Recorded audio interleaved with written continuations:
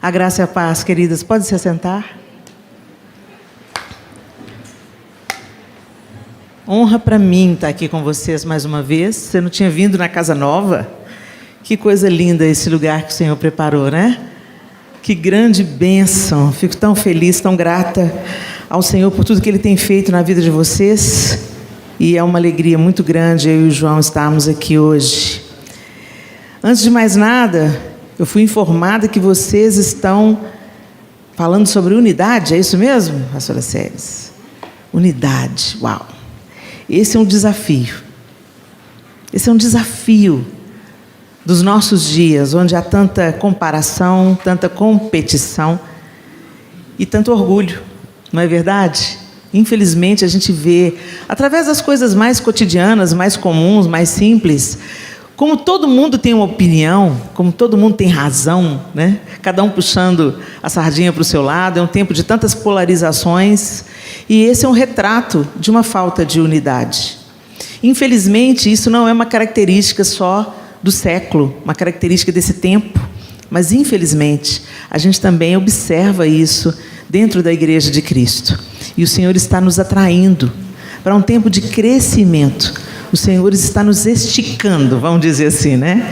Nem sempre é confortável crescer. Naturalmente, os pediatras dizem que algumas crianças desenvolvem um certo tipo de dor.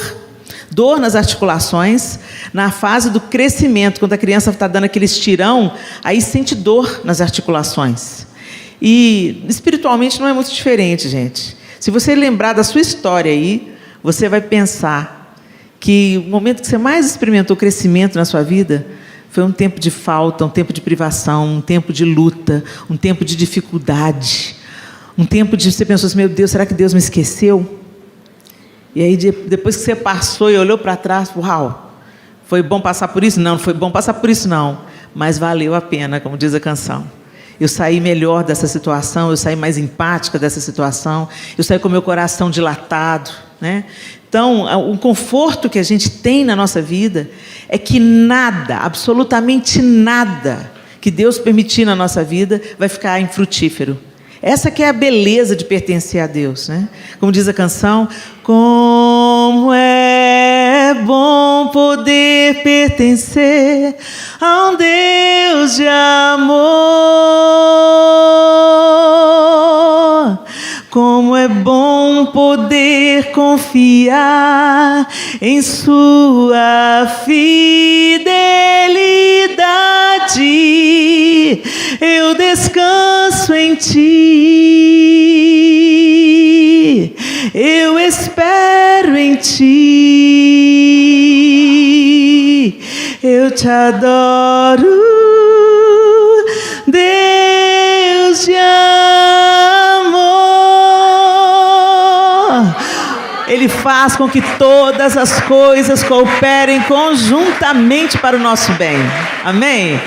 É isso que o apóstolo Paulo fala na sua carta aos Romanos. Ele faz com que todas as coisas, diga comigo, todas, todas as coisas cooperam conjuntamente para o bem daqueles que amam a Deus. E amar o Senhor, gente, não é cantar isso nas nossas canções. Amar o Senhor não é ser o frequentador de uma igreja. Amar o Senhor não é só expresso através das nossas orações ou da vida na comunidade. Amar o Senhor é primordialmente obedecê-lo. Aquele que tem os meus mandamentos e os obedece, esse é o que me ama. É Jesus que está falando. E aquele que me ama será amado por meu Pai. E eu também o amarei e me manifestarei a Ele. Então, se você cuida de obedecer a Deus, então descansa. Descansa, porque as coisas estão cooperando conjuntamente para o seu bem. Ah, Helena, mas não está bom não. Não deve ter sido bom para Jesus ser moído no Getsemane. Não deve ter sido bom para Jesus morrer na cruz. Não deve ter sido bom para Jesus ser abandonado pelos seus melhores amigos. Mas valeu a pena. Sempre. A gente sabe o final da história, mas parece que a gente não sabe, né? O Senhor já deu o spoiler do final do filme, mas a gente parece que não sabe. E vira e mexe, a gente é aprisionado pelo medo, porque nós somos humanos. Mas o Senhor está nos convidando, resista. Proclame a bênção. Proclame a esperança. Ao invés de ficar chorando em cima de semente de murmuração. Eu aprendi com o Edmé Williams o seguinte: tudo que você chora em cima, dá. Tudo que você chora em cima, brota, floresce. Então presta atenção no que você está falando enquanto chora. E nunca mais isso saiu da minha cabeça. Presta atenção. Ai, esse menino não tem jeito, está me matando de desgosto. Não, faço não, porque vai florescer. Oh Deus, eu não estou entendendo nada, mas o Senhor está com a mão no fulano. Eu sei que todas as coisas cooperam para o meu bem. Vigia suas palavras enquanto você chora. Pode chorar, não é proibido chorar não, pode chorar. Mas enquanto você chora, cuida das suas palavras. Aliás, cuida das palavras em todo o tempo, né, gente? Porque palavras são sementes poderosas. E elas criam uma atmosfera, ou de fé, ou de derrota. Então, quando você estiver com medo, comece a proclamar palavras da verdade. Traga à sua memória o que te pode dar esperança. O Senhor colocou uma palavra para eu dividir com vocês, porque uma coisa que sabota a unidade é um coração endurecido. Todas as divisões, todas as contendas, elas nascem num coração duro. O próprio Jesus disse que o divórcio foi instituído por causa da dureza do coração do homem. Nunca foi plano de Deus permitir o divórcio. Nunca passou pela cabeça de Deus ter divórcio. Mas ele foi instituído por causa da dureza do coração do homem. Quando não é a dureza de dois, é a dureza de pelo menos um. Não é? E a dureza de coração, ela sabota a unidade e ela sabota tantas outras coisas na nossa vida. Abra sua Bíblia comigo, no livro de Marcos, no Evangelho de Marcos, capítulo 3. Marcos, capítulo 3, e nós vamos ler a partir do verso 1.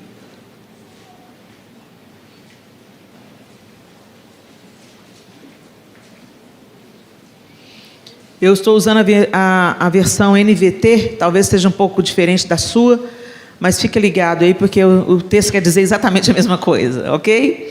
A partir do verso 1, capítulo 3 do Evangelho segundo Marcos, diz assim: Em outra ocasião, Jesus entrou na sinagoga e notou que havia ali um homem com uma das mãos deformada.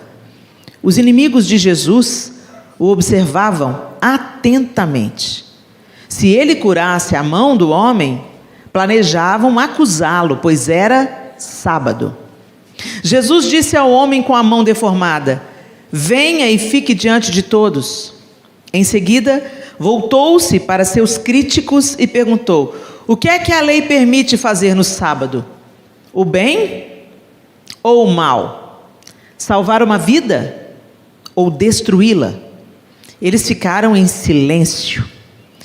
Jesus olhou para os que estavam ao seu redor, irado e muito triste, pelo coração endurecido deles. Então disse ao homem: Estenda a mão. O homem estendeu a mão e ela foi restaurada. No mesmo instante, os fariseus saíram e se reuniram com os membros do partido de Herodes para tramar um modo de matá-lo. Uau! Que texto chocante! Quando a gente começa a enxergar um pouco os ritos do judaísmo, a gente sabe como eles observam o sábado com muita reverência e temor. E quando a gente vai a Israel, eles não podem nem apertar o botão do elevador. Então tem o elevador do Shabat, o elevador normal. Porque eles não podem apertar um botão, significa fazer um trabalho. Fazer uma máquina funcionar significa que eles estão trabalhando. É uma coisa bem religiosa mesmo, bem xiita, né? Ou sunita no caso aí, bem radical. Então, aqui não era muito diferente. Mas eu fico pensando, Jesus não precisou nem de apertar um botão. Jesus não precisou de fazer nenhum esforço. Ele fez algum esforço, gente? Não, ele só deu uma ordem: estende a mão. E o cara estendeu a mão e ela foi curada. Qual é o esforço nisso? Qual é o trabalho disso? Nenhum. Eles não ensinavam a Torá no sábado? Eles não se reuniam na sinagoga para estudar a Torá, para falar da palavra de Deus? Na prática do judaísmo, hoje, no nosso século, eles se assentam, eles valorizam a mulher, eles leem Provérbios 31, honrando a mãe diante dos filhos, eles podem ir lá no muro para fazer orações. Então, assim, aparentemente não estava fazendo nenhum tipo de trabalho, mas antes de fazer o milagre, Jesus, conhecendo a dureza do coração deles, olha para eles e faz essa pergunta desconcertante, né? O que a lei permite fazer no sábado? O bem ou o mal? Salvar uma vida ou destruí-la? Qual que é a resposta, gente? Salvar uma vida, não é? Mas eles estavam com seu coração endurecido. O problema de um coração endurecido, a resposta óbvia não é óbvia. Não se escuta o que é certo, se escuta o que convém. Se escuta de acordo com seus próprios interesses. Não se enxerga o que é o devido fazer.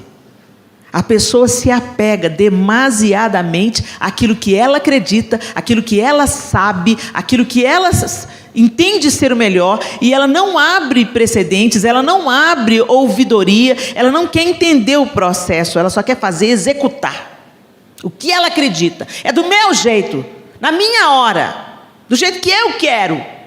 Isso é um coração endurecido. Não dá ouvidos para o que é o melhor a fazer. Quando o nosso coração fica endurecido, gente, ele perde a capacidade de ser tratado, de ser tratável. A gente perde a sensibilidade. A gente se torna teimoso, presunçoso. O presunçoso é aquele que pensa que sempre está certo. Aquele que pensa: eu sei das coisas, ninguém precisa de me ensinar coisa nenhuma. E isso é uma outra faceta da arrogância, porque nós sempre temos o que aprender. E a gente vai morrer, a gente vai terminar os nossos dias sem ter aprendido um tanto de coisa. E sempre tem alguém para te ensinar alguma coisa, independente da formação, da capacidade intelectual. Se você sentar com um fazendeiro, com um cara que nunca estudou, mas que cuida da terra, que observa o tempo, você vai aprender coisas lindas. Se você se assentar com uma lavadeira, com um sapateiro, uau, eles sabem coisas que você não faz a menor ideia. Por isso que lá em Efésios, o apóstolo Paulo, ele diz assim: enchei-vos do Espírito, falando entre vós com salmos, hinos e cânticos espirituais, cantando e salmodiando a Deus no vosso coração, dando por tudo graças ao nosso Deus, em nome de nosso Senhor Jesus Cristo, sujeitando-vos uns aos outros no temor do Senhor. Olha uma maneira de você ser cheio do Espírito, sujeitando-vos uns aos outros. E se sujeitar um ao outro é entender que o outro também é feito à imagem e semelhança de Deus, que o outro também é amado por Deus. Gente, a gente vive hoje um evangelho tão autocentrado, que a pessoa pensa: eu sou tão especial, eu sou tão amada por Deus, Deus me resgatou, Deus quer me restaurar, Deus ama a minha casa, Deus está cuidando de mim. Glória a Deus, você falou só a verdade, mas não é só sobre você. Ele também ama a pessoa que está do seu lado, ele também tem um propósito na vida da pessoa que está do seu lado, ele também está restaurando a vida da pessoa que está do seu lado. Por isso que chama Pai nosso que estás no céu, santificado seja o teu nome. Não é Pai meu que está no céu. A gente não vive o reino de Deus sozinho, gente. Não existe reino de Deus com um súdito só. Mas às vezes a gente viaja um pouco nessa vibe. Hoje nós estamos vivendo um tempo ególatra. A idolatria do ego. Gente, o que é isso aí? Tem uma unção na garrafa. Tem uma unção. A garrafa deu glória a Deus ali. Nós estamos vivendo um tempo da idolatria do ego. Então, primeiro lugar, gente, a gente está pegando verdades que são verdades, mas exagerando em certas verdades, né? É muito importante você se amar para você poder amar o outro. Porque a Bíblia diz assim: ama o teu próximo como a ti mesmo. Isso é uma verdade? É uma verdade.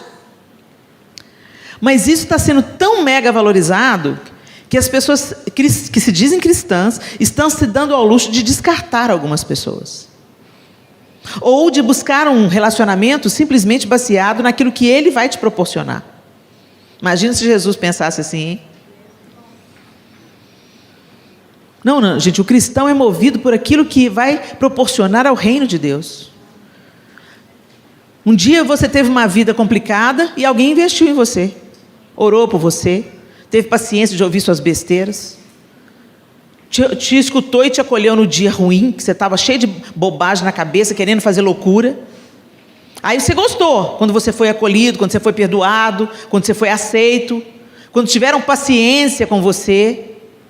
Mas quando é para a gente tomar a nossa parte nisso e ser suporte para o outro, com aquilo que nós recebemos, compartilharmos aquilo que recebemos, praticando aquilo que nos alcançou, aí a história é outra. Então hoje se fala muito em, desculpa gente, network. Eu estou enojada dessa palavra. Porque network é bacana. Network é bacana, você tem uma rede de contatos, de negócios, sócios, pessoas em comum que podem facilitar a sua caminhada. Mas isso não tem nada a ver com a mesa da comunhão. A gente não se assenta na mesa da comunhão querendo fazer um contato legal para ter uma agenda legal. A gente não se assenta na mesa da comunhão com aquele irmão que ela tem uma grana bacana. Se um dia eu tiver uma dificuldade, quem sabe ela pode me emprestar uma grana. Então deixa eu ficar amiga dela, porque ela é rica. Que nojeira.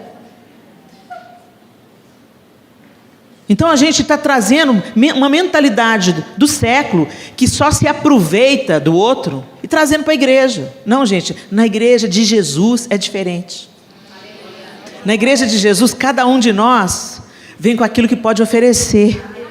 A igreja não é um supermercado onde você consome o que te interessa. A igreja é o lugar onde você vem cooperar com aquilo que você pode servir, amar, ouvir, acolher. Isso não é só responsabilidade da pastora Séries ou da minha responsabilidade, não. Todo cristão foi feito em Cristo Jesus sacerdote. A responsabilidade agora apertou para o nosso lado também. Mas a gente não quer saber de responsabilidade. Muitas vezes nós nos confortamos em vir e consumir a igreja. Quando eu digo a igreja, a instituição, né? O lugar de reunião. E eu entrei aqui nessa igreja hoje, eu estou conhecendo hoje a casa de vocês. Que delícia, que lugar aconchegante. Ele foi pensado para receber uma família. Não é assim? O pastor Marcelo, todo o tempo que ele estava me apresentando as dependências, ele falou assim: isso aqui é a extensão da nossa casa. Isso aqui é a nossa casa. Então você vê o coração do pastor de vocês, é a nossa casa. Ele encara como uma família. E numa família, gente, não é um pai e uma mãe puxando um bando de filho parasita, não. Na família, você cuida dos filhos menores, quando eles não têm condição de se cuidarem a si mesmos, e quando eles começam a ficar grandinhos, eles também começam a ter responsabilidade. Dentro de uma família funcional e saudável, é isso que acontece. Quando você vê pais exaustos e filhos parasitas, tem alguma coisa errada aí. Alguma coisa falhou. Teve um pai e uma mãe querendo compensar seus erros, protegendo os filhos de suas autorresponsabilidades. Por isso que saiu uma pesquisa aí falando que os homens estão amadurecendo com 45 anos de idade. Né, mamãe? Porque você fica cuidando desse menininho, né? A menina é empoderada. Vai lá, minha filha, conquista, estuda. Não depende de homem nenhum. E o menino você fica levando prato para ele comer no videogame. Aí aquelas meninas com 21 anos de idade já estão terminando a faculdade, já compraram o carro, já estão pensando no apartamento, já estão pensando no MBA, no pós-doutorado, e o menino está lá passando de fase no Candy Crush. Se fala muito de feminismo e de formar... Gente, você tem poder feminino? Poder feminino maior do que educar a próxima geração de homens? Se empoderou muito as meninas, as mulheres. Disse para elas que elas podiam fazer o que elas quisessem. que elas têm capacidade de dirigir bem um carro, que elas têm capacidade de fazer um doutorado, um pós-doutorado, de trabalhar naquilo que elas escolherem trabalhar. Nenhuma mentira nisso.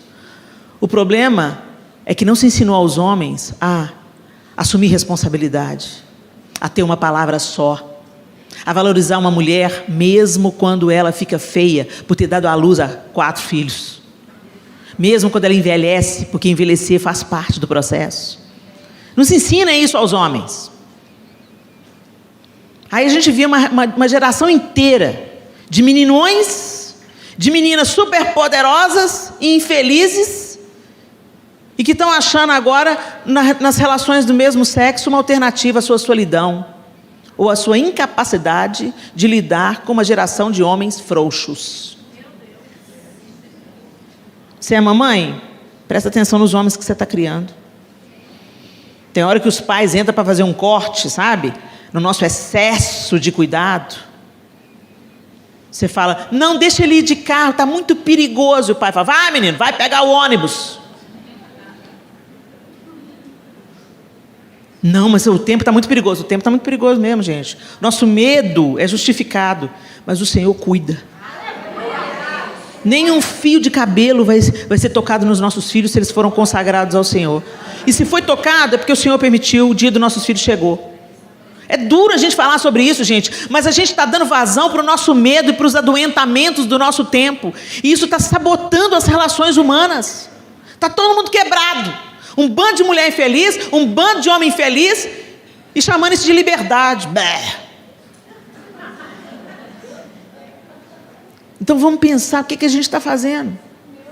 Nesse jeito autocentrado. E quando a gente vai falar sobre isso, tem muita gente que põe o pé atrás e o coração fica duro, mais duro ainda. Porque, como eu acabei de falar, quando a pessoa tem um coração endurecido, ela não é tratável. Talvez você conheça uma pessoa que você tem que pisar em ovos com ela o tempo inteiro. Porque tudo que fala com ela, ela se ressente. Tudo que fala com ela, não é assim não. Tudo que fala com ela, ela apela. Ela não aceita correção. Esse é de coração duro. A Bíblia fala que receber correção não é bom. Não é mesmo não, gente. Ninguém gosta de, ai que delícia, estou sendo corrigido. Nossa, passei uma vergonha, ai que delícia. Não, gente. A Bíblia diz que na hora a correção produz tristeza. Mas depois ela produz fruto. Será que você pode ter uma ideia de como é que está o seu coração? Como é que está o seu coração? O salmista Davi tinha acabado de pecar e ele escreve o Salmo 51. E ele diz assim: tu não desejas sacrifícios, do contrário, eu os ofereceria. Também não queres holocaustos. O sacrifício que desejas é um espírito quebrantado. Não rejeitarás um coração humilde e arrependido. O Senhor se agrada de um coração humilde e arrependido. O Senhor se agrada de um coração ensinável, um coração quebrantado. E eu costumo dizer que muita gente fala assim: nossa, mas eu fui tão humilhado naquele lugar. Eu fui tão humilhada naquela igreja. Eu fui tão humilhada naquele emprego. Eu fui tão humilhada pelo meu marido. Gente, quem é humilde não se sente humilhado. Essa é uma capacidade do Espírito, é a humildade. A gente nunca vai chegar à plenitude, a não ser aquele grande dia que a gente vai ver Jesus face a face. Aí seremos como Ele é.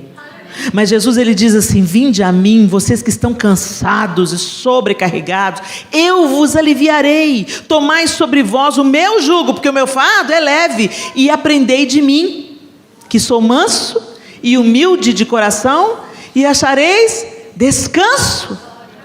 O duro de coração não tem descanso. O duro de coração é obstinado. O duro de coração é irado. O duro de coração é insatisfeito. O duro de coração é irrepreensível. Irrepreensível é essa palavra? Irrepreensível é quem não tem defeito, né? Talvez seja outra palavra. Irreconciliável. O duro de coração não admite ser corrigido. O duro de coração não admite estar errado. O duro de coração quer vingança, quer poder, quer se vingar, quer mostrar que é bom. Essas são características da dureza de coração. E a dureza de coração sabota a unidade no corpo de Cristo. É por isso que o diabo não precisa de levar a gente para a balada. Não precisa de levar para a gente para o pecado de adultério. Ele não precisa de levar a gente no fundo do poço, não. É só ele manter você com o coração altivo. Com o coração endurecido. Dona da razão. É aí que começa. Porque quando você se acha dona da razão, você nem se permite ouvir o outro generosamente, genuinamente. A gente não sabe ouvir, gente. A gente já está ouvindo a pessoa está rebatendo um argumento seu e você já está bolando contra-argumento. Você não está ouvindo. Você está querendo vencer a briga. E essa é uma característica da dureza de coração. Deixa as armas na mesa. Se abra. Nem que seja para você ouvir genuinamente, entender o ponto de vista e discordar. Você não tem que concordar com tudo, não. Mas você tem que... Mas, às vezes, o que o outro vai te dar como argumento vai até fortalecer a sua convicção. Mas a gente não pode deixar que a dureza do nosso coração impeça o que Deus quer fazer na nossa vida. Às vezes, gente, a gente pensa que é o diabo que está pelejando contra nós e atrapalhando o nosso caminho. E ele atrapalha bastante mesmo. Mas eu quero te contar uma notícia. O diabo é um inimigo que não pode ser menosprezado. Seria uma tolice da nossa parte desmerecer ou menosprezar um inimigo tão poderoso. O livro de Hebreus diz que quando o arcanjo Miguel pelejava com Satanás pelo corpo sem vida de Moisés, o arcanjo Miguel disse a Satanás: o Senhor te repreenda. Olha isso. Miguel é arcanjo, na hierarquia dos anjos, é o comandante do exército celestial. E ele diz para Satanás: o Senhor te repreenda. Olha isso. E a gente fica tirando farofa. Vem comigo não, diabo, que você vai ver comigo. Não seja tolo. Não menospreze o seu adversário. Mas não superestime. O Senhor é poderoso. O Senhor é criador. Satanás é criatura. Mas Satanás trabalha com o material que a gente dá para ele. A Bíblia diz assim, que ele foi despojado na cruz do Calvário. O que é ser despojado? Tiraram as armas dele. Jesus despojou Satanás na cruz, todo principado e potestade. Então por que eles ainda têm muito poder? A gente dá material. Porque somos tentados segundo a cobiça do nosso próprio coração. E onde há altivez do espírito, o Senhor resiste. O Senhor resiste ao soberbo, mas aos humildes Ele concede sua graça. O humilde não é duro de coração. O arrogante, sim. Então não menospreze a dureza do coração. O próprio Senhor, lá em Ezequiel, quando Ele está lidando com o povo de Israel, Ele diz assim: pois eu os reunirei dentre as nações. Não é porque Israel merecia, não. Israel já tinha pisado na bola com Deus, adorando a falsos deuses. Mas vem a palavra do Senhor através do profeta Ezequiel e ele diz: pois eu os reunirei dentre as nações e os trarei de volta para a sua terra. Então aspergirei sobre vocês água pura e ficarão limpos. Eu os purificarei de sua impureza e sua adoração a ídolos. Eu lhes darei um novo coração e colocarei em vocês um novo espírito. Removerei seu coração de pedra e lhes darei um coração de carne. Porei dentro de vocês meu espírito, para que sigam meus decretos e tenham o cuidado de obedecer a meus estatutos. Ezequiel 36, de 24 a 27. Olha isso que o Senhor está falando. Eu vou resgatar vocês, eu vou trazer de vocês de volta. E qual que é a complementação da minha obra em vocês? Eu vou tirar de vocês esse coração de pedra. E eu vou colocar em vocês um coração de carne. E aí, então, eu vou colocar o meu espírito em vocês.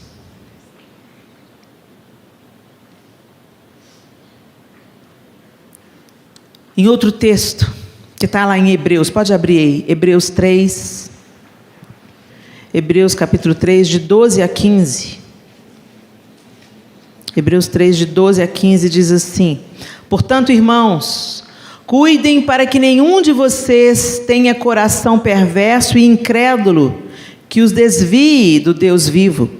Advirtam uns aos outros todos os dias, enquanto ainda é hoje, para que nenhum de vocês seja enganado pelo pecado e fique endurecido.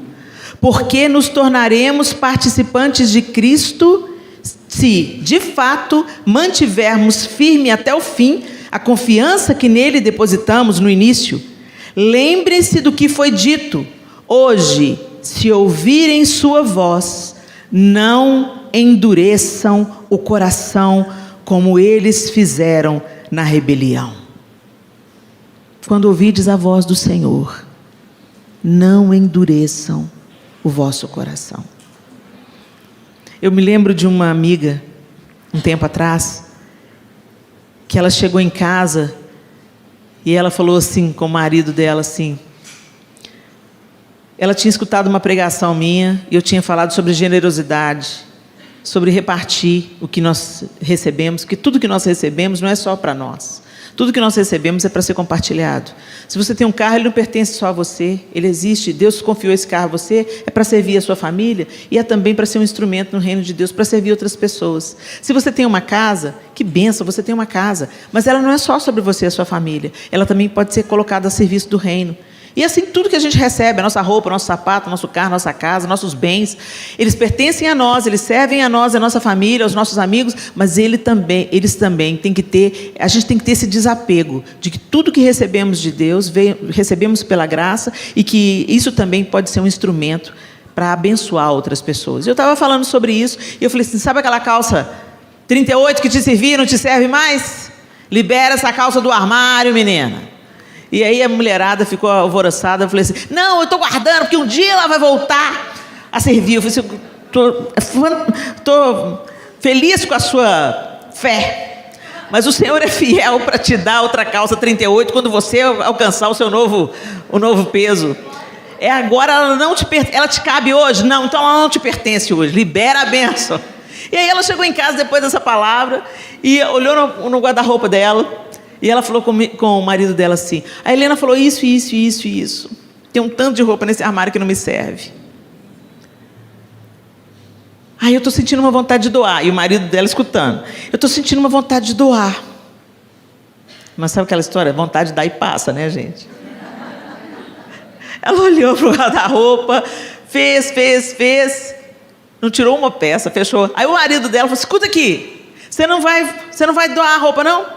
Não, coisa da minha cabeça. Escuta, a sua cabeça nunca vai mandar você fazer uma coisa que é contra aquilo que é o seu lugar de conforto. Você está apegado a essas roupas? Tô. Você ouviu a palavra do Senhor? Viu. Te incomodou? Doa essas roupas. Essa é uma obra do Espírito. Eu aprendi isso com a Renata Valadão, né? Crente não tem cisma, crente tem o Espírito Santo. Às vezes você fala assim, estou cismada. A sua cisma não vai te mandar você negar o seu próprio ego. A sua cisma não vai fazer você doar aquilo que você está apegado. Quando está te incomodando, você está assim muito apegado, é para dar mesmo, é para entregar mesmo. E dói, mas depois passa também, tá? Depois te dá uma alegria da obediência, né? A gente endurece o coração para as coisas mais simples, que às vezes dá, compartilhar, oferecer, abrir a casa, falar, vou fazer uma reunião aqui em casa para a mulher, vai estragar o meu sofá novo.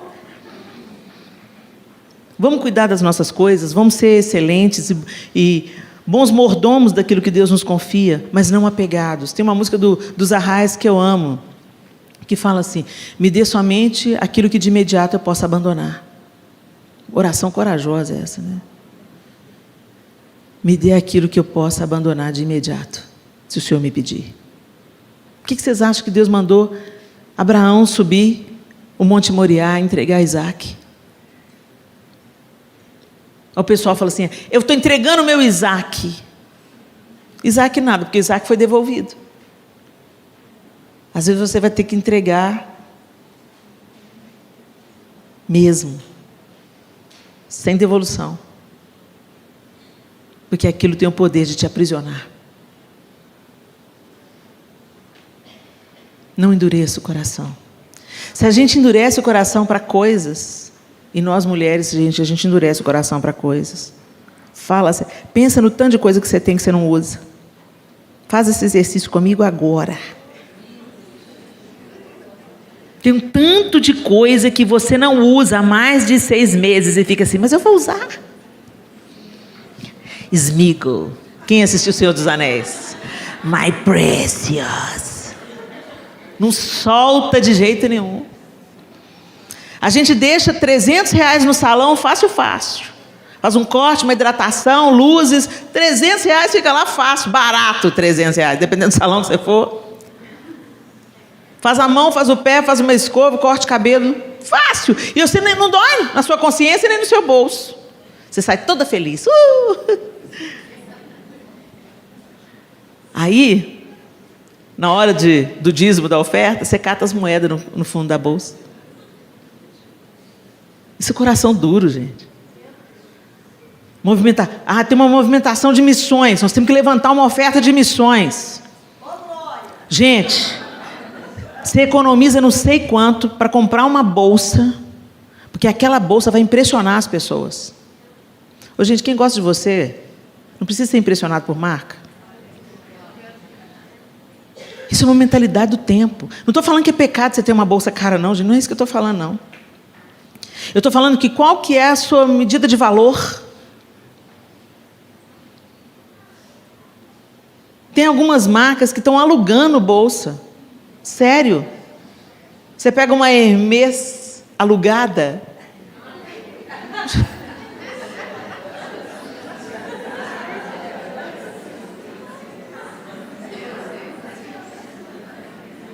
As coisas, até marmota, tem umas coisas de marca que é feio pra caramba. É feio. Mas você fica se sentindo mais valorizada, porque você tem aquela marca. Ô, gente, que a marca da promessa de Deus na sua vida seja maior do que qualquer outra marca.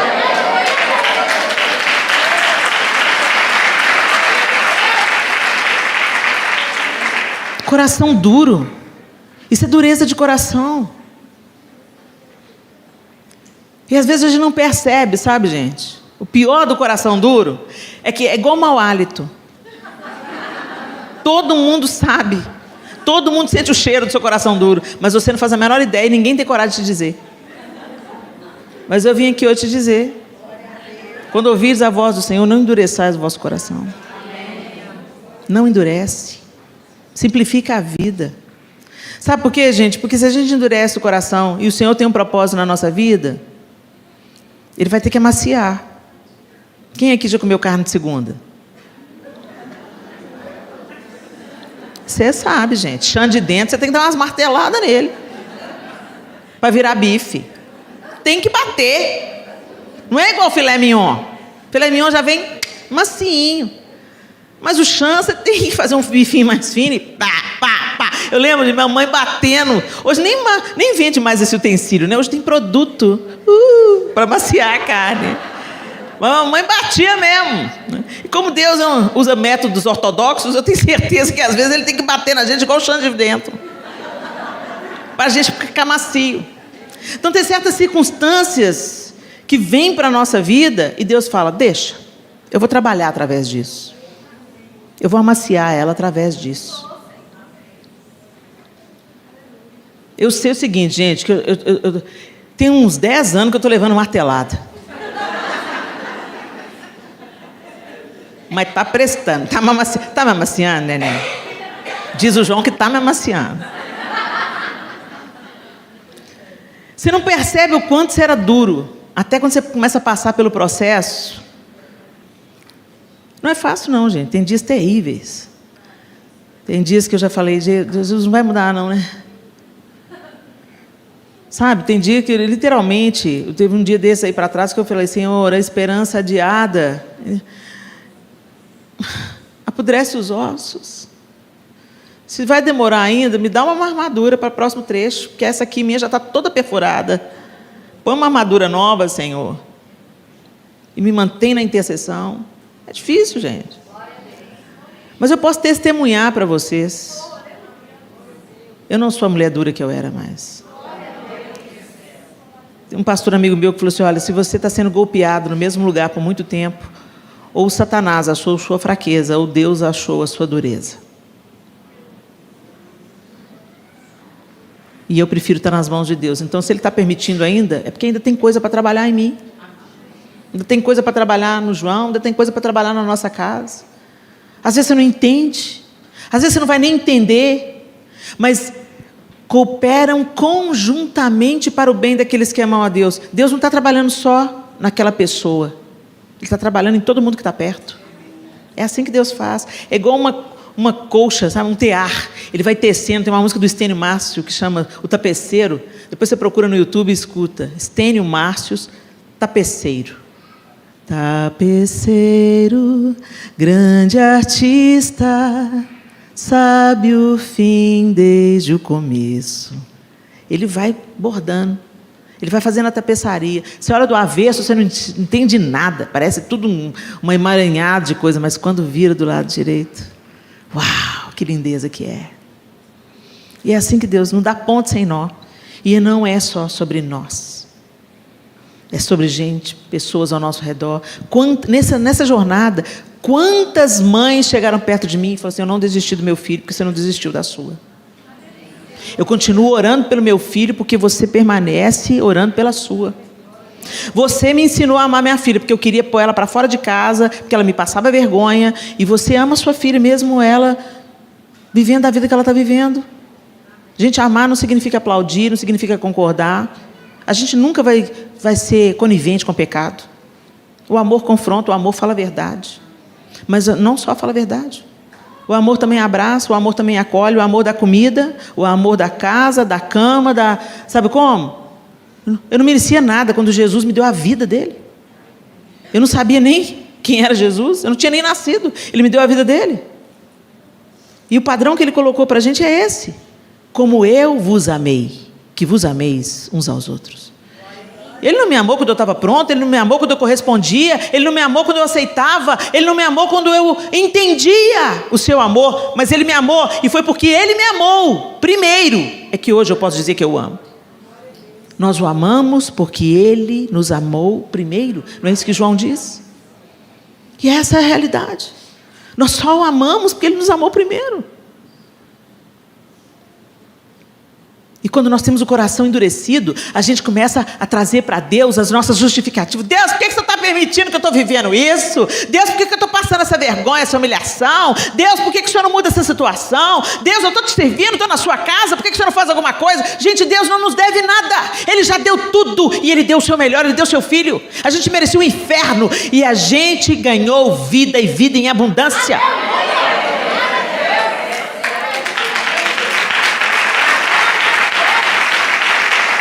Mas por causa da dureza do nosso coração, a gente insiste nos pensamentos de que Deus deve a gente. Gente, quando você vive uma vida de santidade, bom é para você. Deus não é mais santo porque você vive uma vida de santidade, não. Ele era santo, é santo e será santo eternamente. Ele é perfeito, Ele é completo. Nós é que precisamos dEle. E quando nós vivemos em santidade, nós somos protegidos de muitos males, de muitas dores, de muitas consequências tenebrosas. Mas a gente tem, sabe, a gente pega essas relações utilitaristas do século 21 e a gente transfere na nossa relação com Deus. Ó Deus, estou fazendo tudo bonitinho, hein? O Senhor está me devendo.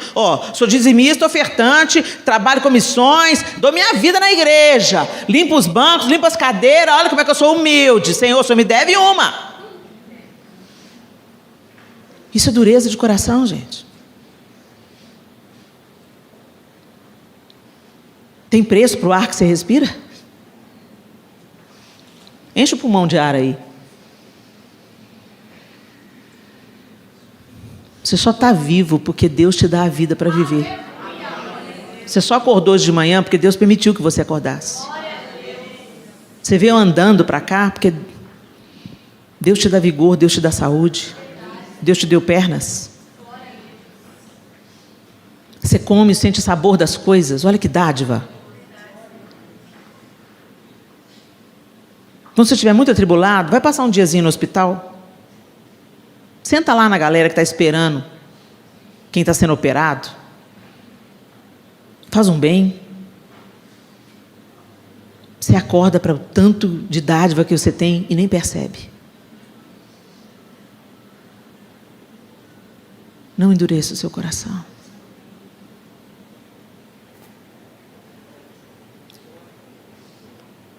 Efésios capítulo 4. Para a gente terminar. Efésios capítulo 4, a partir do 17.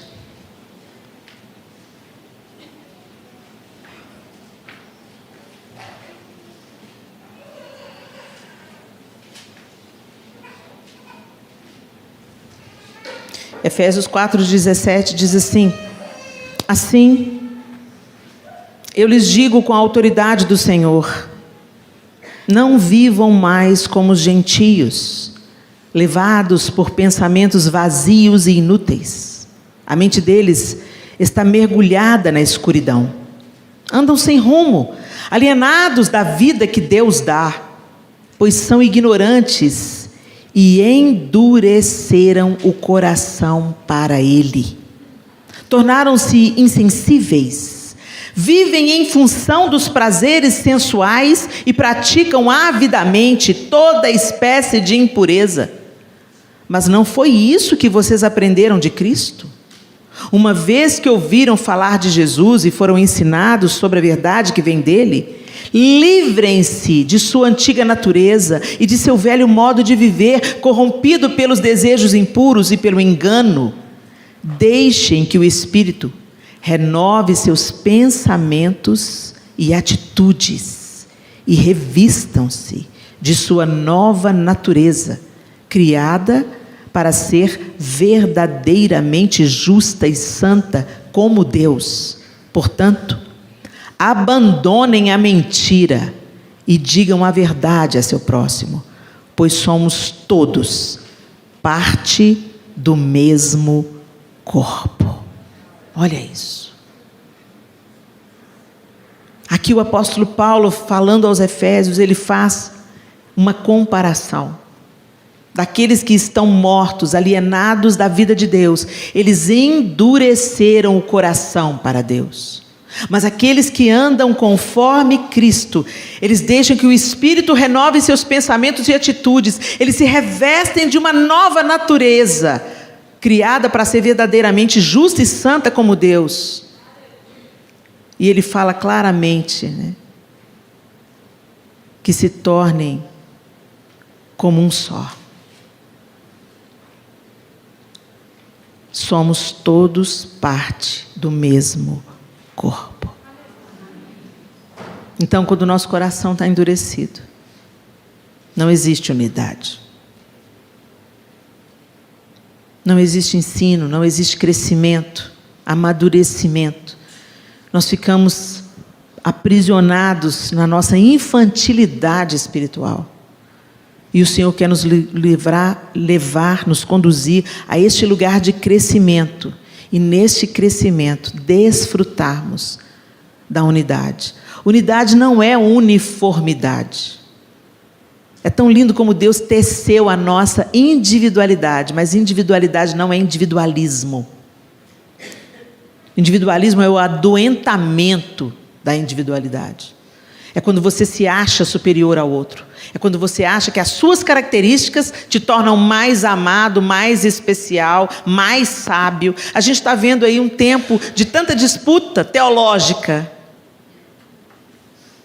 Um quer mostrar que sabe mais do que o outro teologicamente. Olha, gente, se a nossa teologia não está tornando a gente mais humilde, mais parecido com Jesus, não está prestando para nada.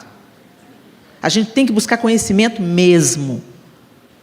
A gente precisa buscar conhecimento de Deus mesmo. Tem gente que demoniza o ensino bíblico, demoniza a teologia. Não. O problema nunca é o ensino, o problema nunca é o crescimento, o problema sempre é o coração do homem, que se ensoberbece à medida que conhece a Deus. Se o seu verdadeiro conhecimento de Deus, se você conhecer Deus teologicamente, caminha junto com você conhecer Deus na intimidade do seu quarto, isso vai te tornar mais parecido com Jesus. Vai te livrar do engano e vai te fazer ensinar a verdade amorosamente. Eu aprendi uma coisa: quando a gente quer combater uma mentira, uma falsa doutrina, a gente ensina a verdade, a gente não expõe a nudez de ninguém. Sabe por quê? Porque tem muita gente que está ensinando abobrinha, não é porque é falso profeta, não, é porque teve uma escola deficiente.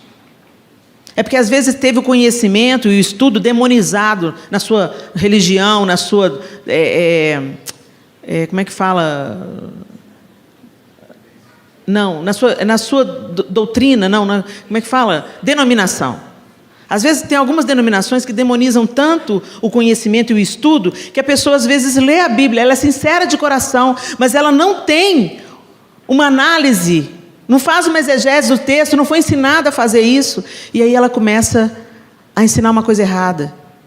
Então você não coloca todo mundo no mesmo saco, não. Se você quer combater uma mentira, eleve a verdade, ensine a verdade, mostre o caminho, sem arrogância no seu coração. Feche os seus olhos.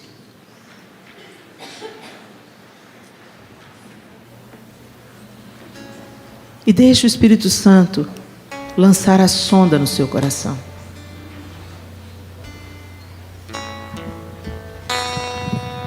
Sermos confrontadas com a dureza do coração é desconfortável.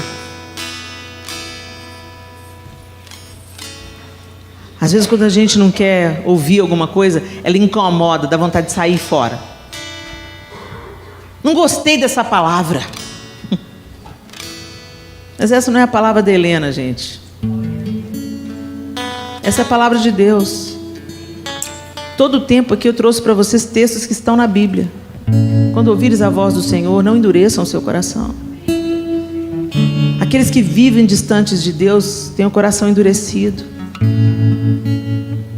O salmista diz claramente que o Senhor está procurando aqueles que têm o coração quebrantado e contrito. O humilde de coração é aquele que está ávido até pela correção do Senhor. O Senhor corrige mesmo, ajusta o que precisa ser ajustado. Talvez se na sua vida prática você tenha uma dificuldade de acatar conselho, de ouvir pessoas que caminham há mais tempo na fé do que você, de ser corrigido. Às vezes não é por causa do tom, sabe? É porque simplesmente você não quer ouvir. Eu tenho que te dizer, se você não deixar Deus amaciar o seu coração, às vezes você vai entrar por um caminho de muitas dores. Para de recalcitrar contra os aguilhões, né? Para de lutar contra a correção de Deus. Tem aquela pessoa que às vezes você quer provar para ela que você é melhor. Desiste disso. Você não tem que provar para ninguém. Você só tem que deixar o Espírito Santo tornar você uma pessoa melhor. E isso vai aparecer espontaneamente. Frutos florescem. Não é um esforço.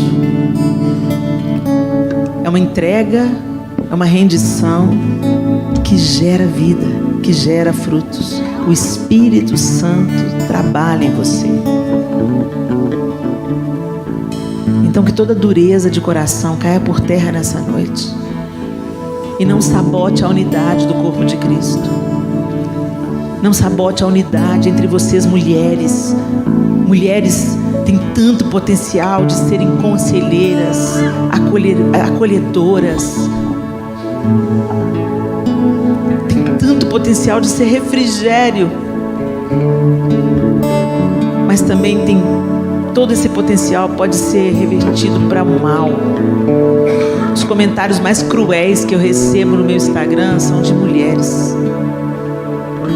As observações mais bizarras sobre aparência, sobre peso, sobre tudo.